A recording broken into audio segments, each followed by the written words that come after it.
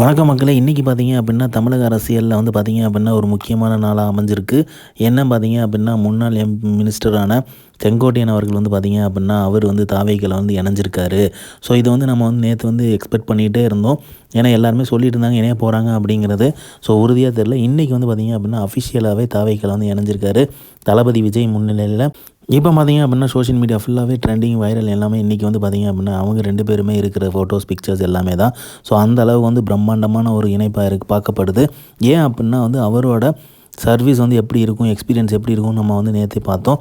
அது வந்து அடிப்படையில தான் பார்க்கும்போது, இது வந்து பெரிய ஒரு டர்னிங் பாயிண்ட் தாவேக்காக்கு.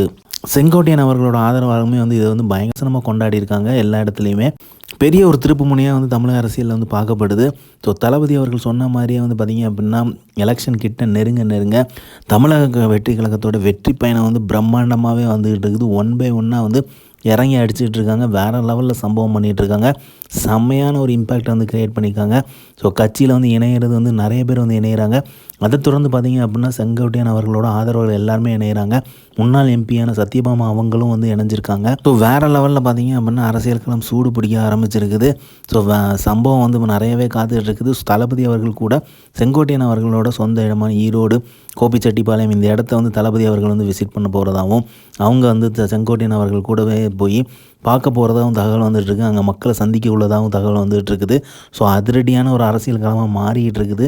ஸோ ஜனவரிலாம் பார்க்கும்போது வேறு லெவலில் இருக்கும்னு நினைக்கிறேன். ஏன்னா எலெக்ஷன் வேறு நெருங்கிக்கிட்டே இருக்குது. அதனால் வந்து டிசம்பர்லேருந்தே சம்பவம் மேலே தான் இருக்கும்னு நினைக்கிறேன்.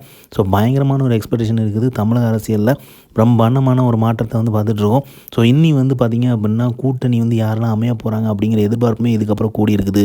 இனி வரும் தமிழக அரசியல் காலம் வந்து எப்படி விறுவிறுப்பாகவும் பரபரப்பாகவும் இருக்குங்கிறத கண்கூடாக நம்ம பார்க்க போகிறோம்.